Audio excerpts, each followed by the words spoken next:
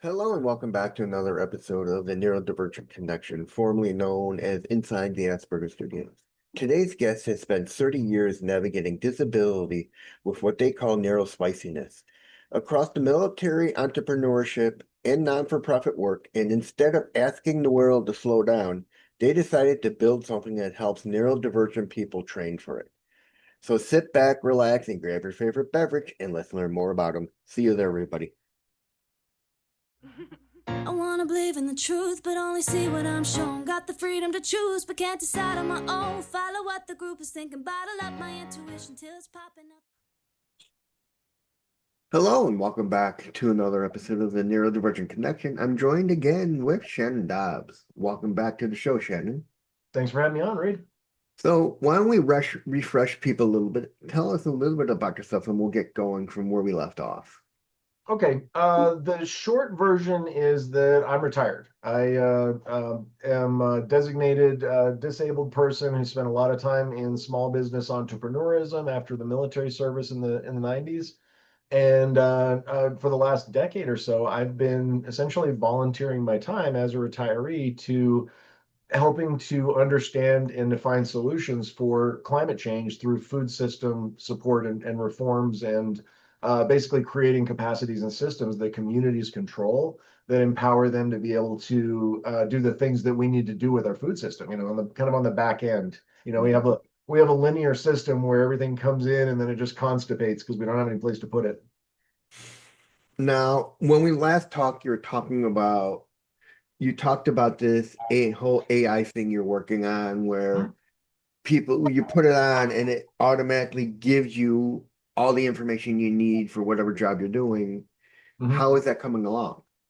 It's coming along great. I'm currently seeking funding partners. I'm currently looking for development partners, including educational institutions like Khan Academy that might be interested in finding new pathways to deploy their methodologies and their systems into, basically into new markets.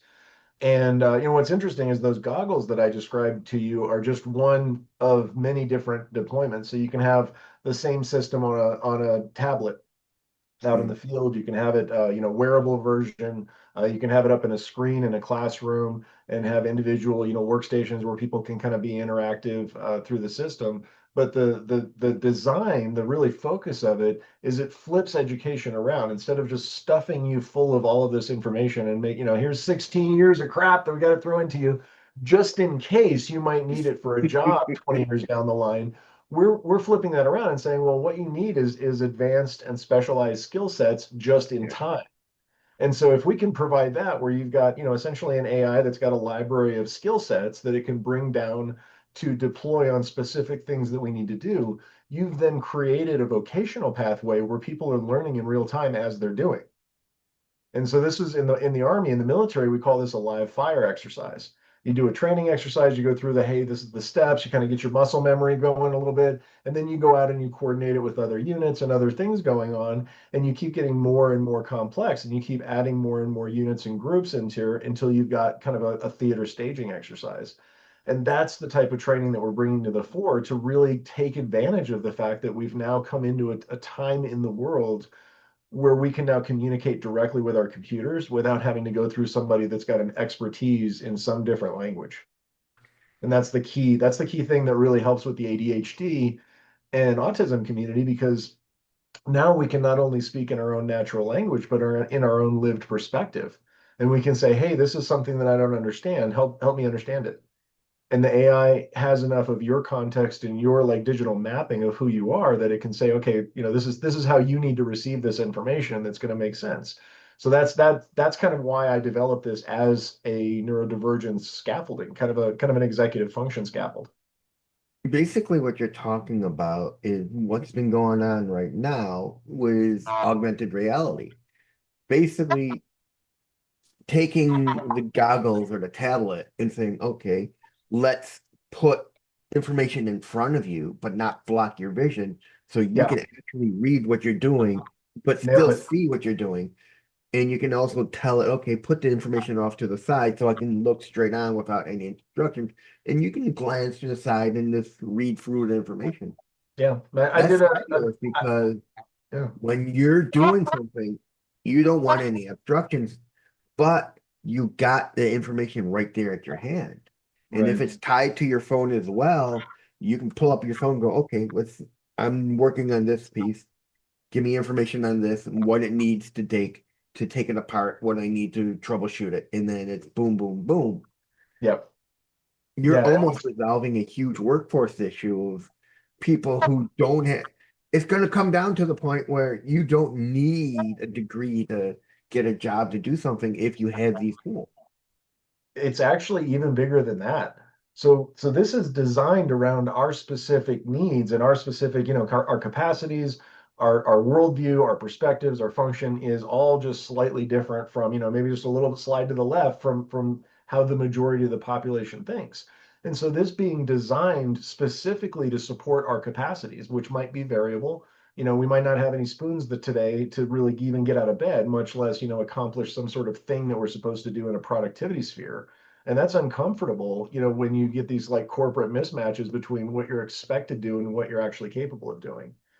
But because we're able to design it with that flexibility, this can be applicable in any situation from corporate Mhm. training to just in time out in the field, like basically like creating vocational pathways for farmers to be able to be like literally just lidar the soil and do a scan of your Mhm. surroundings and really understand like the soil health from a deep level.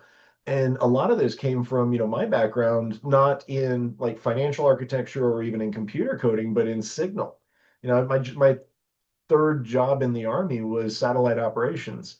And so I spent, 6 months learning how all of those systems work, how modems work, how signal processing, how you put data onto a signal and send it out. And because I've got that background, when I look at other systems like blockchain, when I look at other systems like how AI architecture works and contextual mapping works, I see a lot of that same kind of structural methodologies. And so that's kind of the direction that we're taking with providing a support network for the regenerative community to be able to essentially provide, get funding interest and get support into the things that we need to do to create climate change resiliency, to adapt to new systems, to even answer the question, what does the job market look like in 5 years? Mhm. Like that's a big question on a lot of people's mind. I don't know if you watch like YouTube or anything, but Elon Musk was being interviewed last week, and somebody asked him that question, and he just looked like somebody hit him in the face with a pole. Like he had no idea how to answer that question. He's like, I mean, that is a hard question because no one knows what the job market's going to look like in I 5 years do. from now. I know exactly what it looks like because I've spent my entire life in those jobs. When you're blue collar, when you've got your hands on things, when you know how things work, like those jobs don't disappear. You're never going to stop. Like AI is never going to replace plumbers or like electricians No, or yeah, no, any What AI will do is it will implement those jobs and give them greater tools to yeah, solve their problem. right. Instead of going, oh, I don't know this, or pulling up their phone to look it up, they can just tap their glasses or whatever they're using and say, okay, this is the toilet, this is the manufacturer. What do I need to do to troubleshoot besides using a plunger? What else is there to do, or how to install a toilet? Yeah. And this is what's happening, like the macro kind of situation that's happening, the trend, the direction that we're going is that the entire consultant class is going to go away. Like the concepts of expertise is going to shift from I spent years learning how to specialize in coding this particular computer so that I can then position as the only damn person that can do this thing that you need for your business to Mhm. I can just go talk to the computer and it'll build that thing that I need for the business. Or I don't understand this complex strategy that I need to figure out for my community. And I have to go, hire an expensive consultant to come down here and tell me what I need to know to, hey, ChatGPT, hey, Claude, hey, Google Gemini, here's the situation. Here's what I find myself in. And here's the assets that I'm aware of. What can I possibly do with all this? Like, did you ever see The Princess Bride? Yeah, I love the movie The Princess Bride. So do you remember the scene when he was like barely coming back to life and he can only move his head around? He's like, okay, Yeah, what do we have to work with? And then he was like, oh, if only we had a hurricane cloak and a wheelbarrow. And they were like, oh, we have that right over here. The Mad Max, he can pull these out. He's like, why didn't you tell me so? Like that literally describes what we're doing is we're creating the coordination framework and the knowledge basis so that we know what these assets are actually worth in the correct situation. And that includes human assets, which is AKA education. When we can deploy our humans in a way that it makes sense in this future, that's when we're creating the pathway of like what the job market of 2030 and above looks like. I mean, I see so much potential, especially if you get somebody who's like us, who's neurodivergent, who gets a degree as in engineering or wants to become a mechanic. They can literally go to a job and they can literally pull up an engine and take it apart in virtual reality and look at it in depth and figure out what's going on with the engine they're working at or what they're looking at. Or even an Yeah. electrician. They can tell, okay, show me the flow of electricity with this setup and where it's going to, and they can figure out where it's not going to and what's stopping it. This All is of those things are true, yeah. And now take it up another level, and you've got like a municipal planner who's looking at an entire grid with like 19 different layers on that map. You ever seen those kind of construction maps where they've got, and now you've got the planning, and now you've got the electrician, and now you got all this.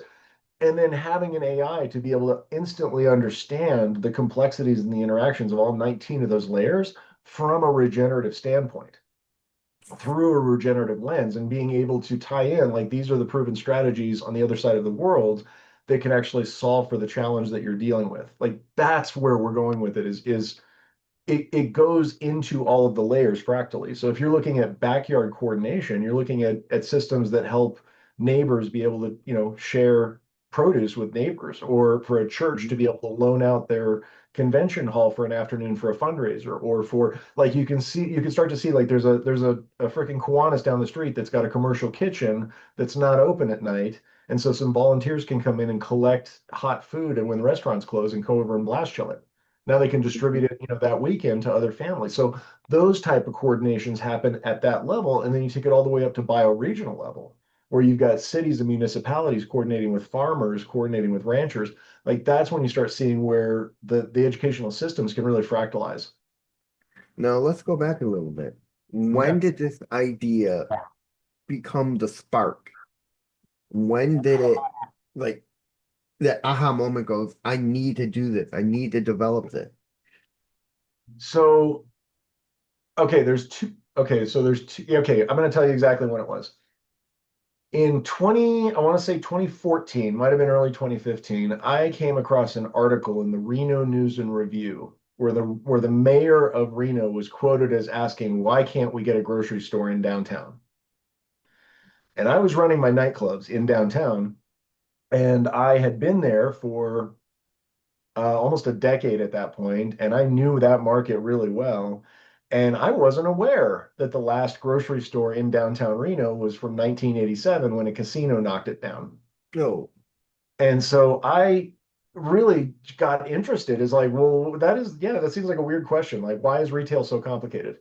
Like, why can't they get, and so I wanted to know. And so I started digging in, I started asking questions. I went down and interviewed some grocery store retailer managers. I went down and I'm like, hey, who knows the answer to this question? And then I got far enough into it and I was like, well, screw it. Let's just build one. And at the time, I had a very large former casino property that I was running a nightclub up on the second floor. And I wasn't doing anything at all with the ground floor. There was a little 99-cent store around on the corner that was like 1,000 square feet. And then there was 17,000 square feet of ground floor commercial space that was just sitting there. And so I literally reached out to the city and said, hey, what if you didn't have to pay rent? What if I just donated the use of this space? We collaborate on the building maintenance and we just kind of figure it out. And I'll just keep running my club upstairs and you put healthy food there. Let's do that.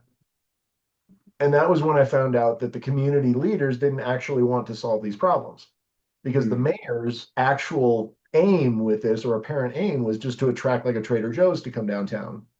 And so when they saw me stepping up and saying, hey, let's do this as a community and let's figure this out together, they were like, well, that's not like that. They're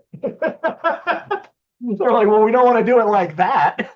We certainly don't want to help the nightclub owner get more popular in the community because he's already pissing us off. So, I mean, we had a little bit of cross purpose.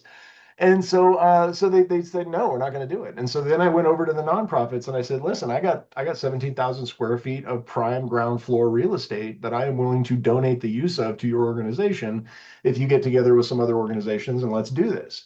And the nonprofits were all, kind of tied in with the city, and they were tied in with the lobbyists, and they were tied in with some, high net wealth individuals in the area that were, again, pissed off at me.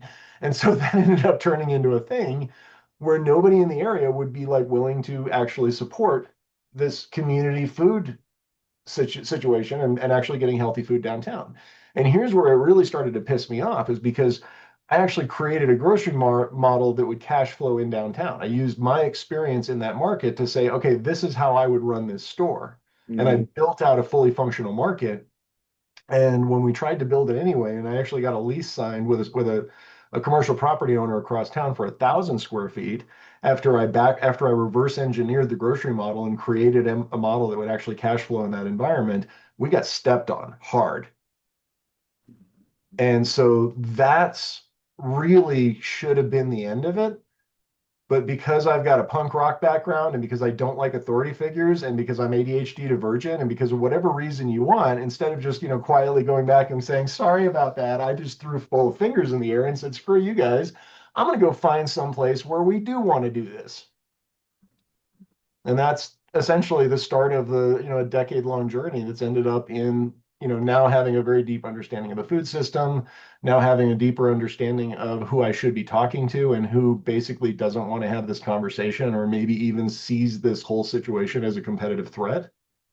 And so now I'm having the opportunity to reach out to my own community, my tribe, and say, hey, equal rights for others does not mean less rights for yourself. It's not pie. Like really just putting the message out and saying, hey, we've got solutions now. We've got strategies that our tribe can come together and say, let's do this thing.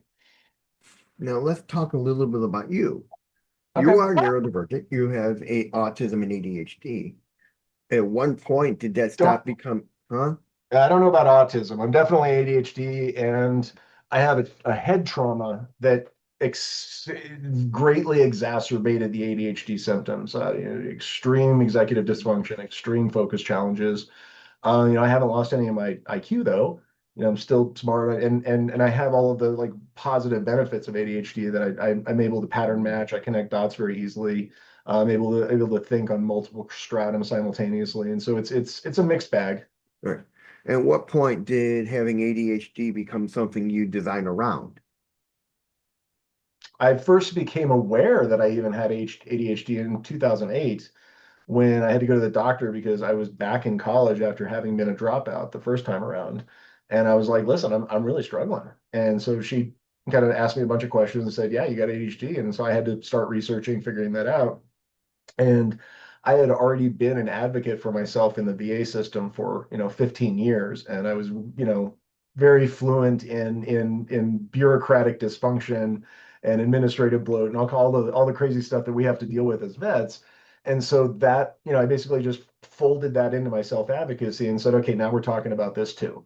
And that led to understanding, my own brain a little better and having a better understanding of kind of why I had always had struggled, just like I'm also left-handed and the entire world is engineered for right-handed people. And so, we struggle. We struggle a little bit, not because we're different, but because the whole world was designed on the metric system and we're a UK system or how whatever analogy you want to use. Like we just don't fit the rails of society.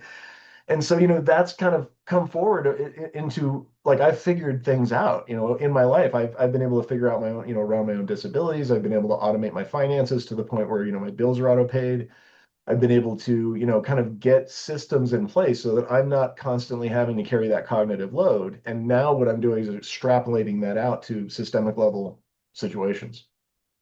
Now, you spend a lot of time in high pressure, chaotic environments. What did those spaces teach you about what doesn't work for those of us who are neurodivergent? Standard supply chains, and well, it's even bigger than that. So, like, I'll give you supply chains as an example. When I was in the army after my injury, my unit assigned me to the battalion arms room as the assistant supply sergeant. basically to just figure out what they were going to do with me while they, the back healed, the brain thing, all the stuff that happened. And so while I was in there, I actually got sent to armorer school and was trained in repairing weapons and was trained in the security mechanisms. And I was hazmat trained and I went through all the process of literally becoming the armorer for my unit. And this is as a trained PSYOP specialist and as somebody who's experienced in civil affairs and as somebody who's got, kind of strategies on the systems level. I was asked to go in there and essentially figure out what's wrong with this arms room. Why can't we get it fixed? Why can't we get our weapons fixed? Why can't we get this hole that some dumbass backed his 5-ton truck into the side of the wall and we literally have a hole in the arms room we can't seem to get repaired? And so they went in and just gave me an open book and said, figure this out. We're done with it. The post said they're going to pull our arms room if we can't figure this out. So you have carte blanche. Just go do what you do. Bye. And for the next year and a half, that's exactly what I did. And I went around to other armorers and I asked them what they did. And I figured out who was in charge of which department and why our TPS reports kept falling off a cliff. And, what exactly, like if you've ever seen Office Space, that's the Army. And also, and so, basically I figured out another set of connections behind the wire, behind the curtain. Mm-hmm. And those personal connections allowed me to get non-secured parts and to be able to share the 5 bins of non-secured parts that I had for no freaking reason. And we were able to basically like even out the supply through the non-secured pipeline. Like it wasn't, no lower receivers, no secured parts, but like the easy stuff we were able to kind of share back and forth. And that led to relationships with people that were handling like the higher level repairs. And so I was able to, kind of crawl up the hill to find the people that could issue a dispatch order down to the people that would go in and do the masonry to fix our wall. And I was able to find out, okay, where's the depot reports for this one, one dumbass threw an M16 or, basically dropped his M16 as he was going out of an airplane, and it fell 1400 feet and shattered the lower receiver in half. And it's got the serial number on it, which means that you have to literally take it back and get a new weapon issued from depot. And that level of complexity had beat 3 separate armorers before me. And so I was able to navigate all these complexities just using backdoor channels and doing what I do. And I got an Army Achievement Medal for that. And I got a meritorious promotion as sergeant, and I became a tactical team leader. And I spent a year, kind of learning that side of my field, but always retaining that scrounger mentality that I learned from my boss, the staff sergeant that was running the supply room, because he was the one that showed me how to do the connections. He was the one that showed me how the supply really works when the official channels fail. And so that, I brought that forward into my own businesses. And when I got in there, I started developing relationships and vendor approaches and B2B sessions. And, basically like all the bars stopped being competitors and we started co-marketing the downtown as a destination. And, the casinos stopped being competitors and we started looking at like how this co-branding, how our different businesses could support it. And we grew the size of the pie. And we continued to grow the size of the pie. And so then after I retired, I brought this whole thing into the nonprofit sector. And I said, hey guys, this is how we can grow the pie. And it just got forcibly rejected. The nonprofit sector was like, no, we like our scarcity. We're not going to solve something that our paychecks depend on not solving. Now, what assumptions do those environments make? Well, the assumption that scarcity is inevitable, that's an assumption, and it's false. Like that, we have all the resources that we need in our community. We just don't have anything to connect them with, food waste. People need food. Farmers out in the country need new markets. This neighborhood needs a grocery store. I mean, that's one of the biggest flaws is people don't think. I mean, you and I talked last episode with you that Vegas spends so much money on food, but yet when you look at the amount of food waste that gets tossed, all that food could be donated to homeless shelters. Yeah. And in one situation, it is being, and this is, so, okay, Reed, this is the absolute center of my frustration. This is something that I've been banging the gong on for nearly a decade. In 2016, the MGM Grand collaborated with Three Square, the food bank down in Southern Nevada and Southern California. It's a massive organization. That Three Square moved into a new building, and the previous tenant had left behind some blast chillers. They were just installed, and they were like, I don't want them, something. somebody on the staff or the volunteer team recognized those blast chillers and said, hey, I've got an idea. I know somebody over at the MGM Grand. So they went over and made a connection. And the MGM Grand started, like, they donated $768,000 for a pilot program. And that kick-started getting the MGM Grand started to basically moving their food from convention halls instead of into the garbage, instead of over to the pig farm, to flash freezing it and then moving it back into the community. So if you can take the food from 165 degrees and drop it down under 40 or under 32 within a 90-minute period, you save that food. You stop time. The decay process stops, the bacteria doesn't grow, and you can then reserve that food in another environment. That's the cold chain handling situation that's been missing in the entire food rescue movement all this time. So the MGM cracked the code. And over time, they added properties in. So now they're up over 20 properties. So Las Vegas is slowly but surely adopting. But here's the kicker. In 2020, when COVID hit, remember that, right? So 6 years ago, COVID hit, and the convention is shut down for 2 years. And so they paused the program. And then when the conventions came back, Three Square came in and said, we're not doing this anymore. This isn't part of our core model. This isn't what food banks are for. And we're going to stop doing this. And they walked away from the program. And instead of shuttering it, the MGM Grand said, no, this is working for us. And they internalized it as as literally their internal structure now. And so their entire operations globally is moving towards just putting blast chillers in there, freezing the food at the end of the day, and moving it back into the community, and doing that in a way that hits their ESG ratings at the bottom line. It supports the communities directly. It doesn't do a flashy, showy thing, but it does what we need it to do. Like, it's an efficient program that actually makes sense. And here's what pisses me off. MGM Grand is still, to this day, the only ones doing it. And the food bank system and the nonprofit system is not sharing it and refusing to talk about it, and literally getting pissed off at anybody who does.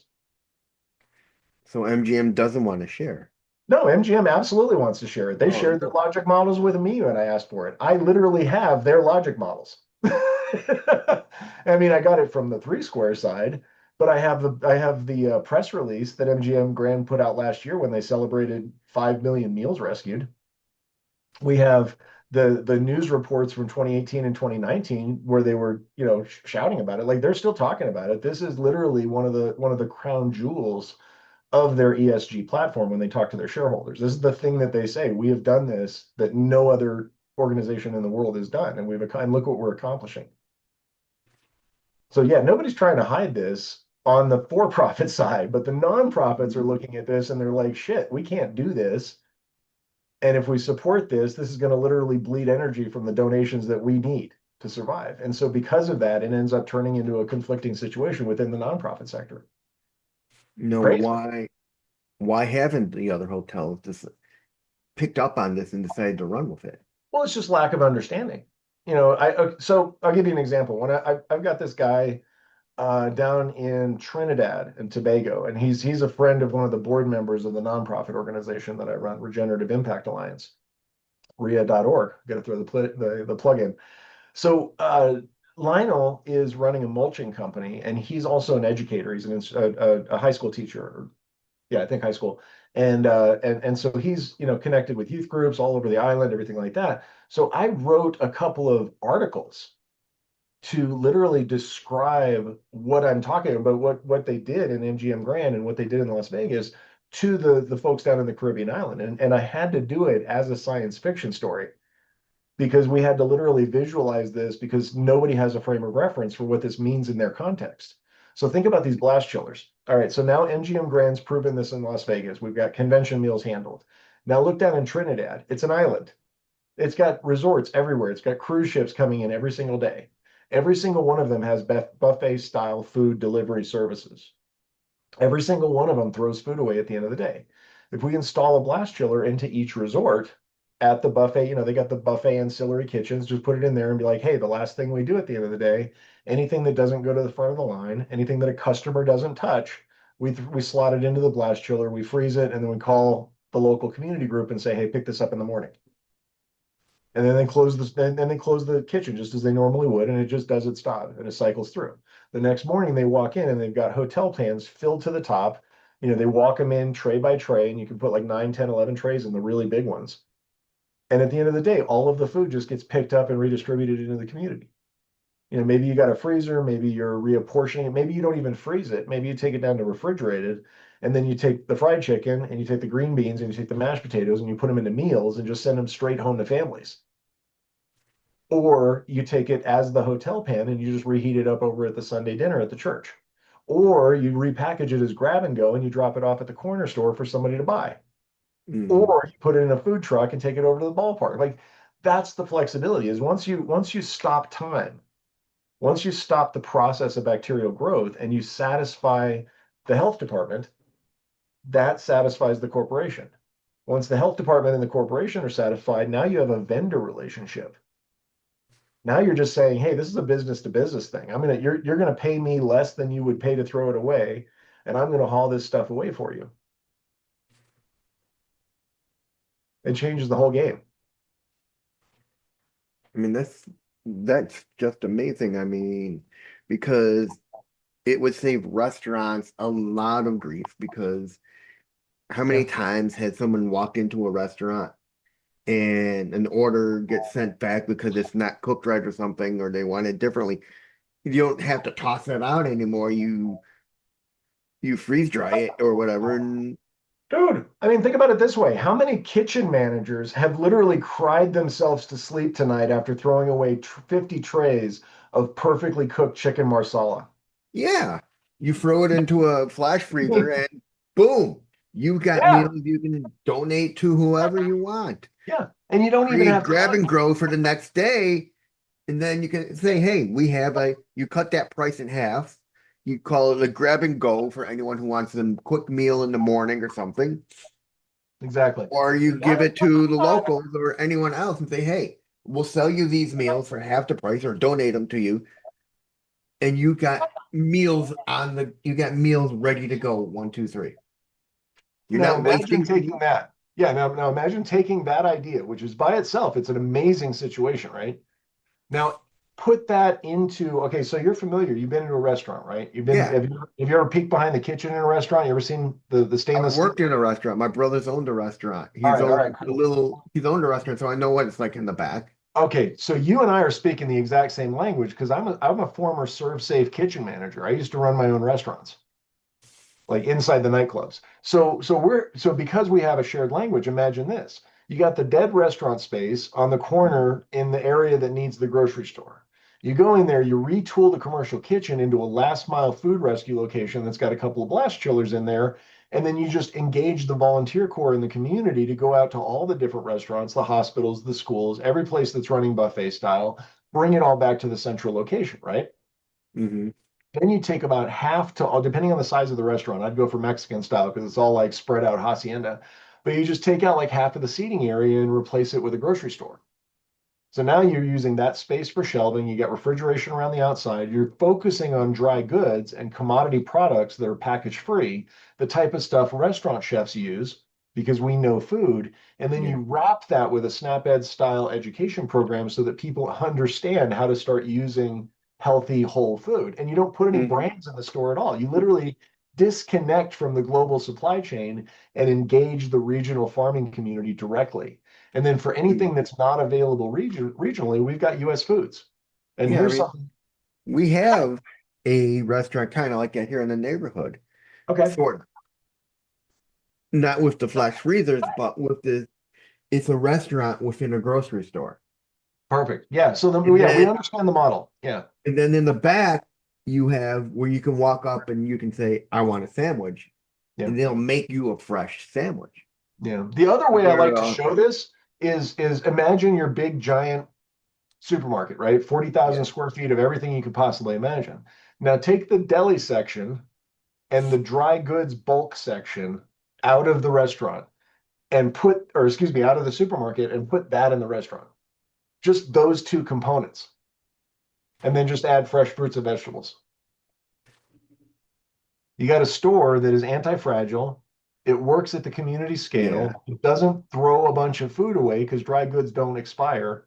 yeah. It's disconnected. It doesn't go through 7 layers of markup from the global supply chain, from the producer to the aggregator to the processor to the freaking distributor to the retailer to the wholesaler, all the way down the chain. And it just keeps everything circular. And Yeah, I mean, what's even crazier than that, if you go and get an account with US Foods and you're acting as a nonprofit organization, they take their profit margin off and they just get it to you for what it costs to get it to you. So you start working the system and you start understanding how the system actually works on the back end. You can actually create these connections to solve problems that people are currently saying are impossible to solve. I mean, one of the things I've learned, and I don't think a lot of people realize this, is a grocery store is laid out the way it's very specifically that the outer rim is all your fresh produce, your meats, your fish, your fruits and vegetables, and then the inner is all processed foods. Yeah, but and what you're describing is exactly the problem with supermarkets. It's all Yeah. theater. It's all theater, every bit of it. Matter of fact, even the origin story of where supermarkets came from theater. You want a little history lesson? I'll give you a wayback machine if you want it. That I never knew. Yeah, I'd love to hear that story. I mean, how All right. theater and grocery stores became one and the same.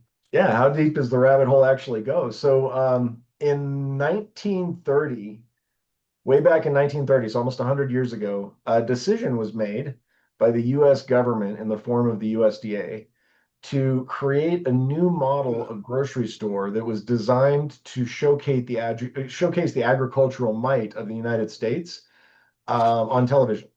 Hmm. And this was called a supermarket. So in 1930, we created the very first supermarket, and that rapidly started going across the country and became the standard model. Now, the supermarket, because it was created essentially as a marketing campaign for US agronomics and not as a retail store, was never designed for efficiency. It's always been designed for optics. That's why we have so much food waste coming out of it, is because you have giant aisles of displays full of food that can't possibly go out the store before they go bad. And so they're just constantly refreshing the image of the store by throwing away the old product. And so and the proof point, listen to this shit. In 1957 in Zagreb, Yugoslavia, we airlifted an entire supermarket into Eastern Europe so that we could show this off directly in front of the Soviet Union. We had an open, no shit, fully stocked supermarket in Yugoslavia specifically to be like, look how much food we got. so as you can tell, fast forward to 1989 when the Berlin Wall fell and Glasnost and all that stuff happened back in the day, we won.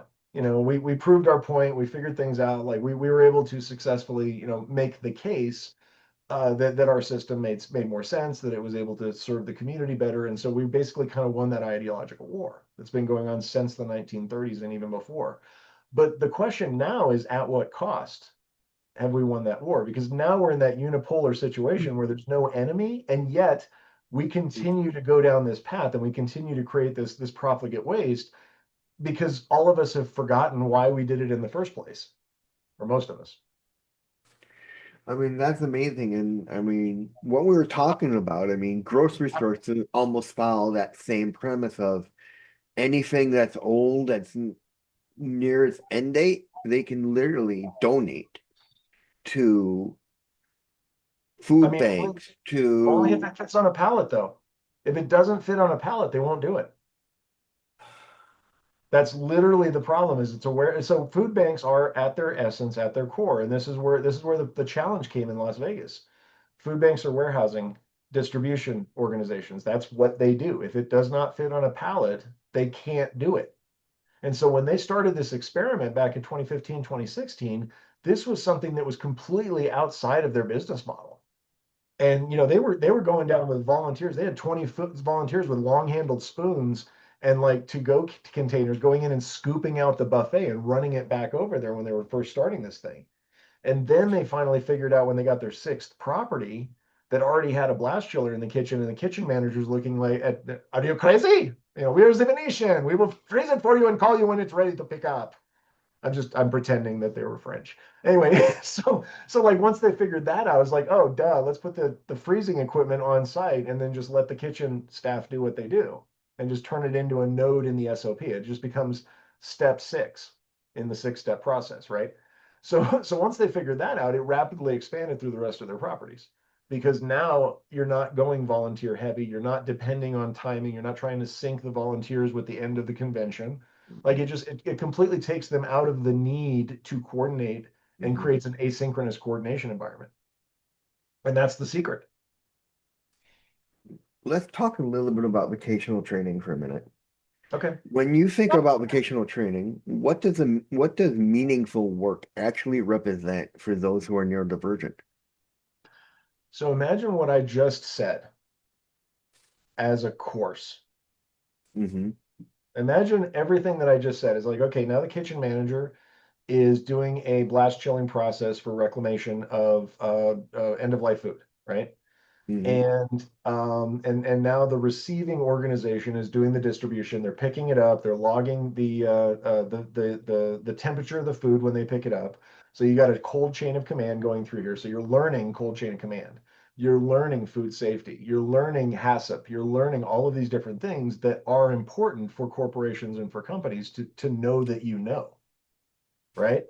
Hmm. So when you look at the future of education, it is literally, I mean, in my situation, I'm going to speak directly as the founder of Fellowship of Living Systems, as the Living Systems approach to how do we unfuck this stuff?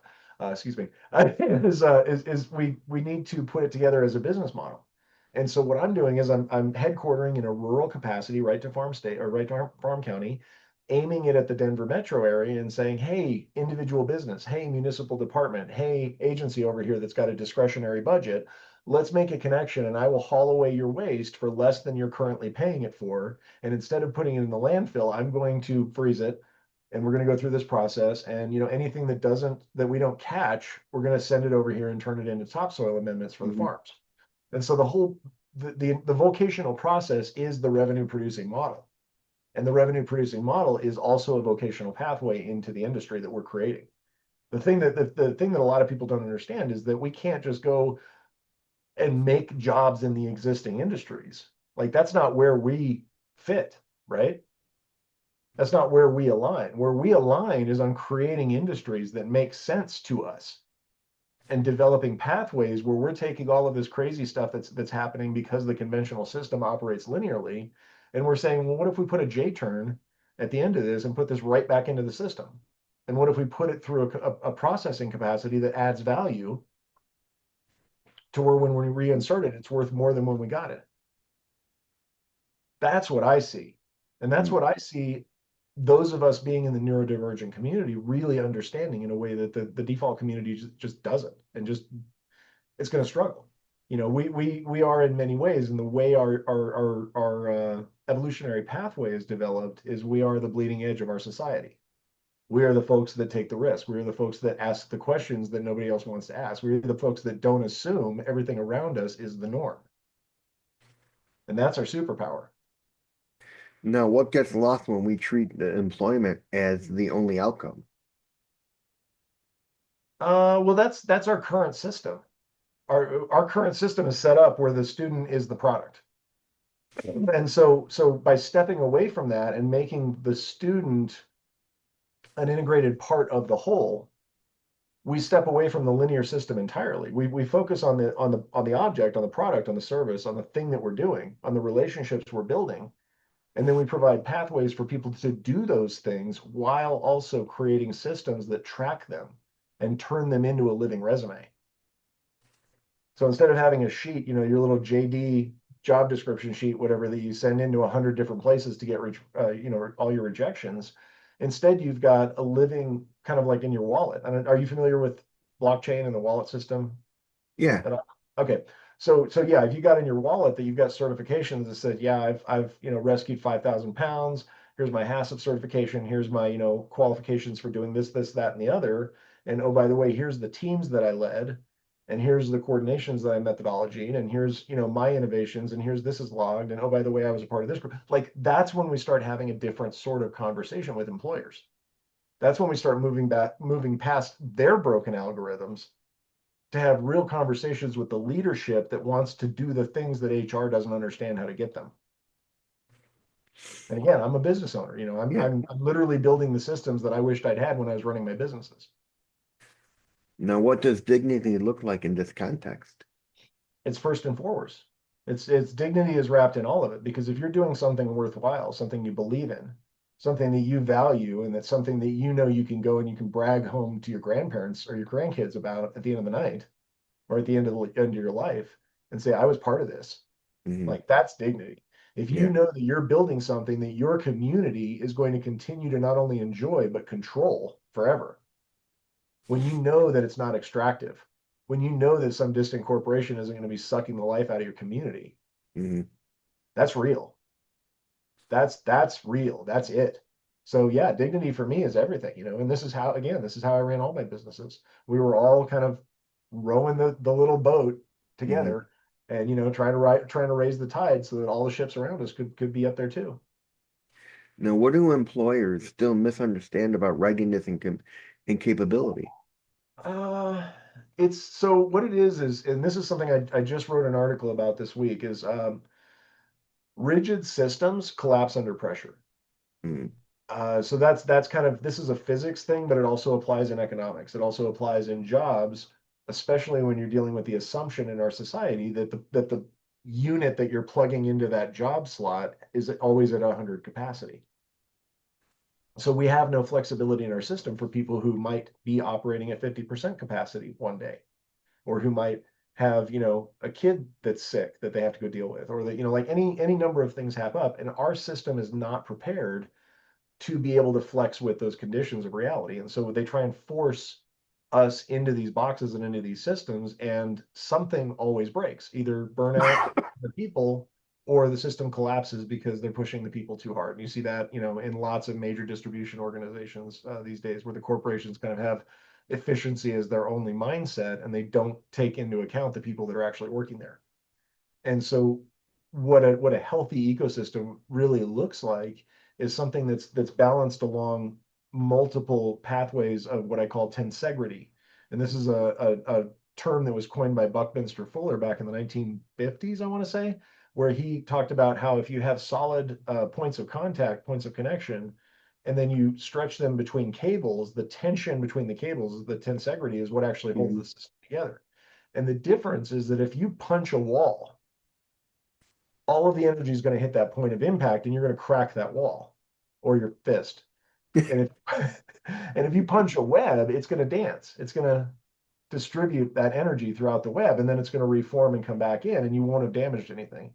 And so applying that to an economic system and understanding that, okay, right now our systems are linear, our systems are built on stiff columns, our systems are built on assumptions of 100% capacity that simply don't exist in our job market and nature, especially when we're dealing with shit like long COVID. Like, we just got kicked in the balls, y'all. Like 6 years ago, we got hit with a disease that the people that it didn't kill, a lot of them that left them with long COVID, which is basically permanent brain fog. Mm. We got other people, including friends of mine, that have fibromyalgia, which also causes brain fog. So we have debilitating illnesses in society that we never had before. We have situations in society that we've never really experienced or understood before. And we have to have a greater understanding of how do we deal with the reality that we're not operating at ideal, we're operating at us. And how do we celebrate that reality is like, no, this is us, and it's not, we're not enough. We're exactly enough in exactly the place we need to be, right? Hmm. So that's where I get a little emotional, because I'm like, yeah, I'm self-advocating right now. Yeah. Now, where do you see these fears driving those misunderstandings? I see us developing a parallel narrative that is going to stay open and offering to organizations, from corporations to government, that want to find new solutions. And we're going to be creating alignments between academic and municipal and community groups and construction groups and academic, all the different organizations that have interest and alignment in what we're doing. We're going to be creating this web. This is literally in real time. This is the tensegrity that we're creating, and developing these nodes. And these nodes are like the grocery stores we're talking about. This is going to be that on the ground neighborhood node that people go to get their groceries, to get their community connection, to get their economic anchor, to get their reduced urban blight, to get their, anti-fragility. I could spend 10 minutes talking about Waffle House model, and how FEMA uses Waffle House as literally like that's their litmus test to determine how bad a disaster is. Is Waffle Mhm. House still open? Okay, it ain't that bad because they can stay open in damn near anything. So Yeah, I've heard that before. I yeah, heard that Waffle House, that people use the Waffle Houses. If they're still running, it ain't that bad. yeah. Yeah, they have generators. They have a backup cold chain. They have a simplified menu that is very easy to deal with during a catastrophe situation. And in many, many situations, Waffle House has been the place where where hot food and meals can come from because they're the only places that aren't tied to the grid and dependent and basically fragile.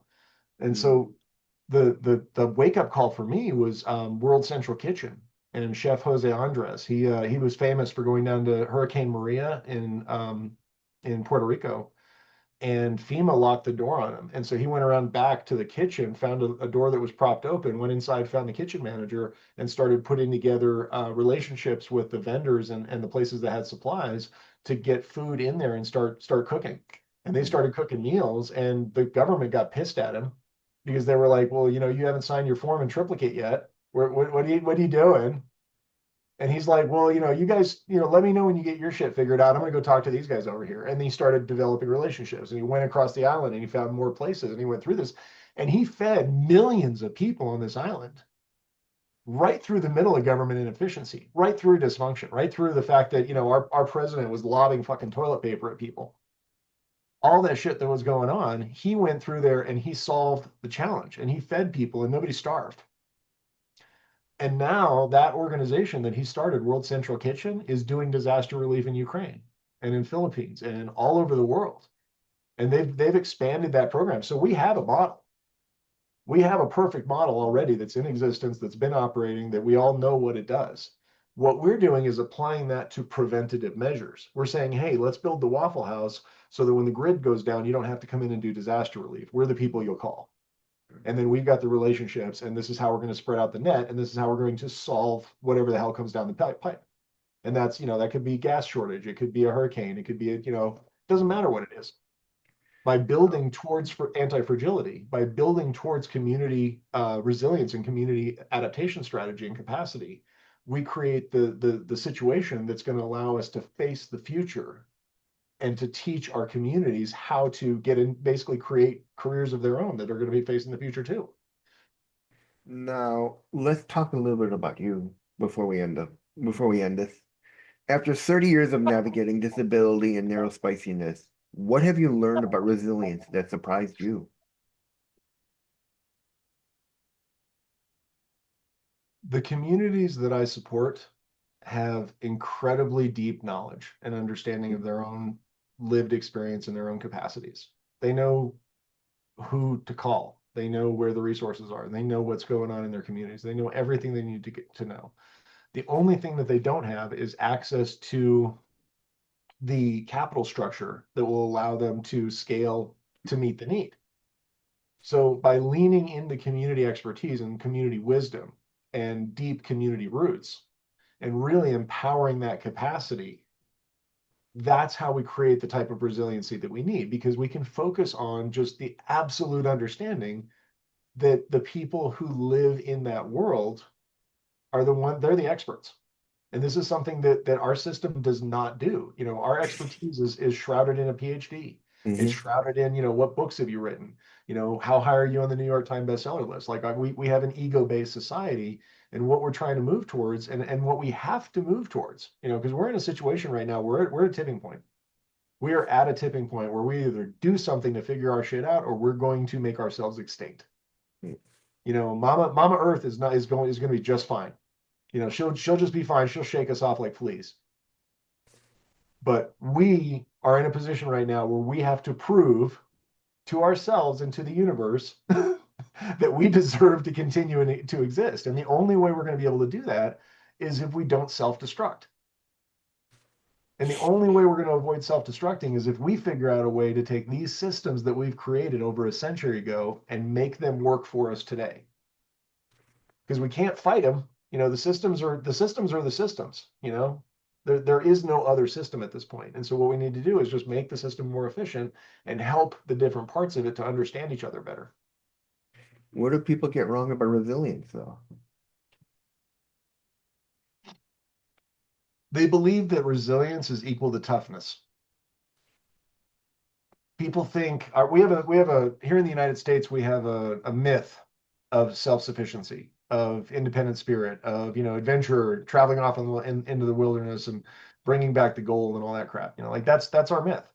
That's our origin story is this thing that we've created because we didn't have a background, because we come from all over the place, and so we had to have this kind of national story, right?